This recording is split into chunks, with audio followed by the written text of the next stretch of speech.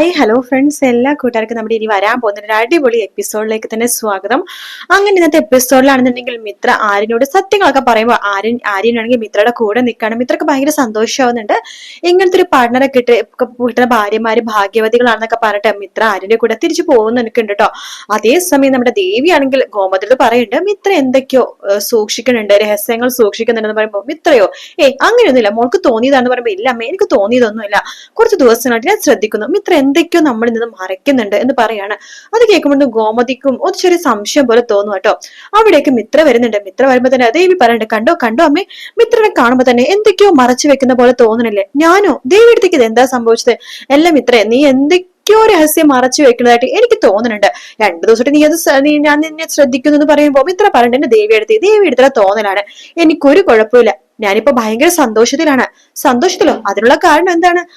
അതിനുള്ള കാര്യം ആര്യൻ. എനിക്ക് എന്ത് പ്രശ്നം ഉണ്ടെങ്കിലും എന്റെ കൂടെ നിൽക്കുന്ന എന്റെ ഭർത്താവാണ് എന്റെ ഏറ്റവും വലിയ സന്തോഷം. അതും മിത്രയുടെ മാത്രമല്ലല്ലോ, എന്റെ ഭർത്താവ് ആനന്ദേട്ടനും എന്റെ കൂടെ തന്നെ നിൽക്കും. പിന്നെ അമ്മയുടെ ഭർത്താവ് ബാലച്ചനും അമ്മയുടെ കൂടെ തന്നെ നിൽക്കാറില്ലേ? അത് ശരിയാണല്ലോ. അതല്ല, ഭർത്താക്കന്മാര് കൂടെ ഉണ്ടാവുമ്പോ നമുക്കൊരു സന്തോഷമാണല്ലോ. മിത്ര എന്തൊക്കെയാ പറയണത്? എന്തായാലും മിത്ര എന്തൊക്കെയോ രഹസ്യം ഒളിക്കുന്നുണ്ട്, അതെനിക്ക് മനസ്സിലായി. ഇന്നല്ലെങ്കിൽ നാളെ ഈ ദേവി അത് കണ്ടുപിടിക്കും എന്നൊക്കെ പറഞ്ഞിട്ട് ദേവി അവിടെ നിന്ന് പോവുകയാണ്. മിത്രക്ക് ചെറിയ ടെൻഷൻ ആവുന്നുണ്ട് കേട്ടോ. ഇനിയും മിഥുന്റെ കാര്യം കാണാൻ ദേവി കണ്ടുപിടിക്കോ എന്ന് ആലോചിച്ചിട്ട് അതിനുശേഷമാണെന്നുണ്ടെങ്കിൽ നമ്മുടെ കുറച്ച് മധുരവും ഒക്കെ ആയിട്ട് ധർമ്മൻ കൃഷ്ണമംഗലത്തേക്ക് പോവാണ്. അപ്പൊ അമ്മക്ക് കുറച്ച് മധുരമൊക്കെ കൊടുക്കുന്ന സമയത്ത് അവിടെ അനന്തനും അച്യുതനും വരുന്നുണ്ട്. അപ്പൊ ആ സമയത്താണ് നമ്മുടെ ആ ധർമ്മൻ ഇങ്ങനെ പറയുന്നത്, നമ്മുടെ ചേച്ചി എന്ന് പറയുമ്പോഴേക്കും ചേച്ചിയോ? ഏത് ചേച്ചി? നിന്റെ ചേച്ചി ആയിരിക്കും, ഞങ്ങളുടെ ആരും അല്ല അവിടെ പറയണ. അയ്യോ, നമ്മുടെ കൂടപ്പറപ്പല്ലേ ഗോമതി ചേച്ചി എന്ന് പറയുമ്പോഴേക്കും അച്യുതൻ ഒരു ഒറ്റ അടി വെച്ച് കൊടുക്കാണ് ധർമ്മന്റെ മുഖത്ത്. ധർമ്മനെ വല്ലാത്ത വിഷമം വന്നിട്ടോ. ധർമ്മൻ അവിടെ നിന്ന് അമ്മ ഇറക്കി വിടണം, മോനെ നീ ഇവിടുന്ന് പോടാ, നിന്നെ എല്ലാരും കൂടി തല്ലിക്കൊല്ലും, നിന്നെ തല്ലണത് കാണാൻ എനിക്ക് സൈക്കിളിടാ, നിന്നെ കാണാതിരിക്കുമ്പോ എനിക്ക് വിഷമം ഉണ്ടെന്നുണ്ടെങ്കിൽ നീ ഇവിടെ നിൽക്കണ്ട, നീ പൊയ്ക്കോ മോനെ എന്ന് പറഞ്ഞിട്ട് ധർമ്മന അവിടുന്ന് പറഞ്ഞു വിടണം നമ്മുടെ മുത്തശ്ശി കേട്ടോ. ധർമ്മൻ വീട്ടിലേക്ക് വരുമ്പോ ഗോമതി ചോദിക്കുന്നുണ്ട്, ധർമ്മ നിന്റെ മുഖത്ത് എന്തായി പാടും ചോദിക്കുമ്പോഴേക്കും അതൊന്നും ഇല്ലെന്നൊക്കെ പറയാണ്. പിന്നീട് ധർമ്മം പറയുന്നുണ്ട്, ഇങ്ങനെ സംസാരത്തിനിടയിൽ ഏട്ടൻ ഇങ്ങനെ കൈവച്ചതാണെന്ന് ഇങ്ങനെ പറയുമ്പോഴേക്കും ഗോമതിക്ക് ദേഷ്യം വരാണ്. ഗോമതി അപ്പൊ തന്നെ, നിന്റെ മേത്ത് കൈവയ്ക്കാൻ അവർക്ക് എന്ത് അവകാശമുള്ളത്? അമ്മക്ക് പോലും അവകാശമില്ല. നിന്നെ അമ്മ പ്രസവിച്ചിട്ടപ്പോ മുതൽ ഞാനാണ് നിന്നെ നോക്കി വളർത്തിയത്, അതുകൊണ്ടല്ലേ നീ എന്റെ കൂടെ വന്നത്. നിന്നെ തല്ലാനുള്ള ഒരു അവകാശമൊക്കെ അത് എനിക്ക് മാത്രമാണ്, വേറെ ആരും നിന്റെ മേത്ത് കൈവച്ചാൽ ഞാൻ സഹിക്കില്ല എന്നൊക്കെ പറഞ്ഞ് ഗോമതി ചോദിക്കാൻ പോകുമ്പോ ധർമ്മ പിടിച്ചു നിർത്തുന്നുണ്ട്. ചേച്ചി അതൊന്നും വേണ്ട, നമ്മൾ കൂടപ്പിറപ്പുകളാണ്, എന്തൊക്കെ പറഞ്ഞാലും നമ്മൾ തമ്മിൽ അടിയും വഴക്കും ഒന്നും വേണ്ടെന്ന് പറഞ്ഞ് ഗോമതിനെ സമാധാനിപ്പിക്കണം. അതേപോലെ തന്നെ മീനാക്ഷിയുടെ അച്ഛനും അമ്മയാണെങ്കിൽ ആകാശിനെ എങ്ങനെയെങ്കിലൊക്കെ അവിടെ പിടിച്ചു നിർത്താൻ വേണ്ടി നോക്കാട്ടോ.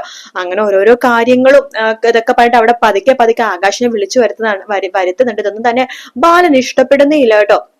അപ്പൊ മീനാക്ഷിനെ പറയുന്നുണ്ട്, ആകാശം ഇടക്കിടക്കിനെ വരുന്നത് ചിലപ്പോ അച്ഛനും അമ്മക്കൊന്നും ഇഷ്ടാവില്ലെന്ന് പറയുമ്പോ അതിനെന്താ കുഴപ്പം, ഇവിടെ വേറെ ആരും സഹായത്തിനില്ലല്ലോ, അതുകൊണ്ട് ഞാൻ വന്നെന്താ കുഴപ്പം, ഇത് നിന്റെ വീട് എന്റെ വീടൊന്നും ഇല്ല, നിന്റെ അച്ഛന് സുഖമില്ലാതാവുമ്പോ പിന്നെ ഞാനല്ലേ നോക്കേണ്ടത് എന്നൊക്കെ ആകാശ് പറയുമ്പോ മീനാക്ഷി പറയണ്ട, അതൊക്കെ ശരി തന്നെയാണ് ആകാശെ, പക്ഷെ അച്ഛനെ ഇതൊന്നും ചിലപ്പോ ഇഷ്ടപ്പെടില്ല കേട്ടോ എന്ന് പറയാണ്. എന്റെ അച്ഛന്റെ കാര്യമാണ് നീ പറഞ്ഞത്, പിന്നെ അല്ലാതെ വേറെ എന്റെ അച്ഛനിപ്പോ ഇഷ്ടക്കേട് എന്താ പറയാനാ? ആകാശ് ഇവിടെ നിക്കണമെങ്കിൽ അത്ര സന്തോഷം അച്ഛനും അമ്മക്കും. മീനു നമുക്കൊരു കുറച്ചു ദിവസം ഇവിടെ നിന്നാലോ? എന്താണ് ഇവിടെ നിൽക്കാൻ ഇത്ര ആഗ്രഹം? എല്ലാം മീനു, വേറൊന്നുമല്ല, സത്യം പറഞ്ഞാലും മീനു, എനിക്ക് ഇതുപോലൊരു അച്ഛന്റെ സ്നേഹമൊന്നും കിട്ടിയിട്ടില്ല മീനു. ചെറുപ്പം മുതൽ അറിയാലോ, എനിക്ക് പഠിക്കാൻ ആഗ്രഹം ഉണ്ടായിട്ട് പോലും എന്റെ പഠിപ്പ് നിർത്തിയ അച്ഛൻ. അങ്ങനത്തെ സ്നേഹം ഉണ്ട് ഇല്ലെന്നൊന്നും ഞാൻ പറയുന്നില്ല, പക്ഷെ അച്ഛൻ സ്നേഹം പ്രകടിപ്പിക്കണത് വേറൊരു തരത്തിലാണ്. മീനുന്റെ അച്ഛൻ ശരിക്കും സ്നേഹം പ്രകടിപ്പിക്കും. എന്റെ അച്ഛനാണെങ്കിൽ സ്നേഹം ഉണ്ട്, പക്ഷെ അത് പ്രകടിപ്പിക്കാൻ അറിയില്ല, അത് ദേഷ്യത്തിന്റെ ഭാഗത്തിലാണ് പ്രകടിപ്പിക്കുന്നത്. അപ്പൊ മീനുന്റെ അച്ഛന്റെ സ്നേഹം കിട്ടുമ്പോഴേക്കും എനിക്കും ഒരു ആഗ്രഹമൊക്കെ തോന്നില്ലേ ഇവിടെ നിൽക്കാനായിട്ട്. എന്റെ ഇഷ്ടത്തിനനുസരിച്ച് കറികളൊക്കെ ഇവിടെ വെച്ച് തരുന്നു, എന്റെ ഇഷ്ടത്തിനനുസരിച്ച് എന്റെ അഭിപ്രായമാണ് ആദ്യം ചോദിക്കുന്നത്. വീട്ടിലാണെങ്കിൽ അച്ഛന്റെ അഭിപ്രായം കഴിഞ്ഞിട്ടാണല്ലോ നമ്മുടെ അഭിപ്രായം. ചിലപ്പോ നമുക്ക് അഭിപ്രായം പോലും ഉണ്ടാവില്ല. പക്ഷെ ഇവിടെ മീനുന്റെ അച്ഛനും അമ്മ അങ്ങനെയല്ല. എനിക്ക് എന്ത് തോന്നും, ഞാൻ എന്ത് വിചാരിക്കും, എന്റെ അഭിപ്രായം എന്താണ്, എന്റെ ഇഷ്ടം എന്താണ്, ഇതൊക്കെ നോക്കിയിട്ട് മാത്രമേ കാര്യങ്ങൾ ചെയ്യുന്നുള്ളൂ. എനിക്ക് ആദ്യമായിട്ടാ മീനു ഇങ്ങനത്തെ എക്സ്പീരിയൻസ് പറയാണ്. അതിനുശേഷം ആകാശ് പറയുന്നുണ്ട്, മീനു നിന്നെ സമ്മതിച്ചിരിക്കുന്നു, ഇത്രയും ഫ്രീഡം ആയിട്ട് നിന്നെ അച്ഛനും അമ്മയും വളർത്തി, എന്നിട്ട് നീ എന്റെ വീട്ടിൽ എന്തുമാത്രം അനുഭവിക്കുന്നത്, അവിടെ നിനക്ക് ഒട്ടും ഫ്രീഡം ഇല്ല. ഇപ്പൊ എനിക്ക് മനസ്സിലാവണം നീ കല്യാണം കഴിഞ്ഞ പെണ്ണുങ്ങൾ എത്രമാത്രം അഡ്ജസ്റ്റ് ചെയ്യുന്നുണ്ടെന്ന്. ഇപ്പോഴെങ്കിലും ആകാശിന് മനസ്സിലായല്ലോ. എനിക്ക് മാത്രമല്ല മീനു, ഒരുപാട് ആൾക്കാർ ഇത് മനസ്സിലാക്കിക്കൊണ്ടിരിക്കുന്നു.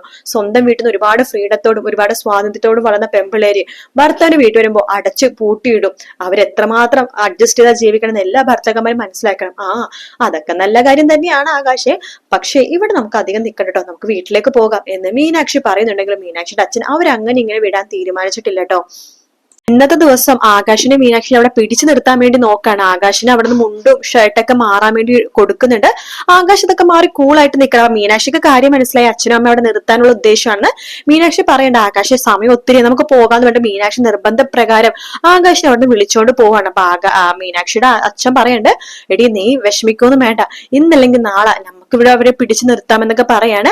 അങ്ങനെയൊക്കെ 2 ദിവസം കഴിഞ്ഞ് വീണ്ടും മീനാക്ഷി അച്ഛൻ ഓരോരോ ആവശ്യം പറഞ്ഞ് വിളിക്കാട്ടോ, മോനെ എനിക്ക് ഒന്ന് ഹോസ്പിറ്റലിൽ വരെ പോകണം, മോൻ കൂടെ വരാവോ എന്നൊക്കെ പറയും. അവൾക്ക് തീരെ സുഖമില്ല, അപ്പൊ നീ വരികയാണെങ്കിൽ എനിക്ക് കുറച്ച് സമാധാനം ഉണ്ടാവും എന്നൊക്കെ പറയുമ്പോൾ ഞാൻ വരാ അച്ഛ എന്നൊക്കെ പറയാണ്.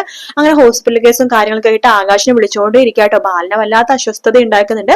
ബാലിന് ആകെ വിഷമത്തിലും ദേഷ്യത്തിലൊക്കെ ആട്ടോ. അപ്പൊ ഗോമതി ചോദിക്കണ്ടേ ഇപ്പൊ എന്താ ഈ ദേഷ്യത്തിനും വിഷമത്തിനൊക്കെ കാരണം ചോദിക്കുമ്പോ അല്ല ആകാശിനെ നമുക്ക് ഒട്ടും കിട്ടാത്ത പോലെ തോന്നുന്നത് പറയുമ്പോ നമ്മുടെ എന്താണ് ഗോമതി പറഞ്ഞ ഇതാ പറഞ്ഞത്, പിള്ളേർക്ക് സ്വാതന്ത്ര്യത്തോടെ വളർത്തണം, സ്വാതന്ത്ര്യത്തോടെ വളർത്തിയില്ലെങ്കിൽ ഇങ്ങനെയൊക്കെ ഇരിക്കും, സ്വാതന്ത്ര്യം കിട്ടുന്നിടത്തേക്ക് അവര് പോകും.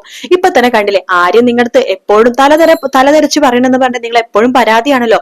പക്ഷെ ആര്യൻ മാത്രമേ, എനിക്ക് തോന്നുന്നു ഈ വീട്ടിൽ ചെറിയ തരം സ്വാതന്ത്ര്യം എടുക്കുന്നത് ആര്യൻ മാത്രമുണ്ട്, ബാക്കി എല്ലാവരും സ്വാതന്ത്ര്യം പിടിച്ച് വെച്ച് ജീവിക്കുകയാണ്.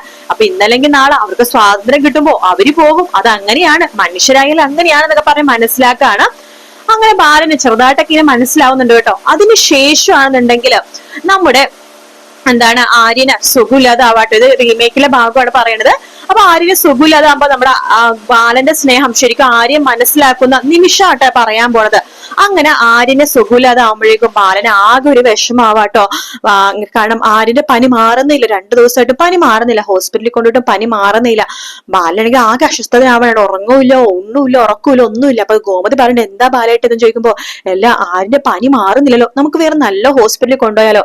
എന്റെ ബാലേട്ട ഇതിപ്പത്തെ കാലാവസ്ഥയുടെയാണ്, അവനെ ഹോസ്പിറ്റലിൽ കൊണ്ടുപോയതല്ലേ, പനി മാത്രമുള്ള ബ്ലഡ് ടെസ്റ്റും കാര്യങ്ങളൊക്കെ ചെയ്താണ്, ഒരു കുഴപ്പമില്ല അവനാ. എന്നാലും അവനിങ്ങനെ 2 ദിവസമായിട്ട് പനി ഇങ്ങനെ ഒട്ടും കുറയാണ്ട്, അവനാണെങ്കിൽ ഒട്ടും വയ്യ, അവന്റെ മുഖമൊക്കെ ക്ഷീണിച്ചു പോയി, 2 ദിവസം കൊണ്ട് എന്റെ കുഞ്ഞ് പകുതിയായി പോയി എന്നൊക്കെ പറയാണ്. എന്റെ ബാലട്ടൻ അവനോട് ഇത്രയും സ്നേഹം ഉണ്ടെങ്കിൽ എപ്പോഴും എന്തിനാ അവനെ വഴക്ക് പറയണത്, അവനോട് സ്നേഹമൊക്കെ പ്രകടിപ്പിച്ചൂടെ, ഇങ്ങനെ വഴക്കായിട്ട് ഇങ്ങനെ എപ്പോഴും പറയണെന്താ.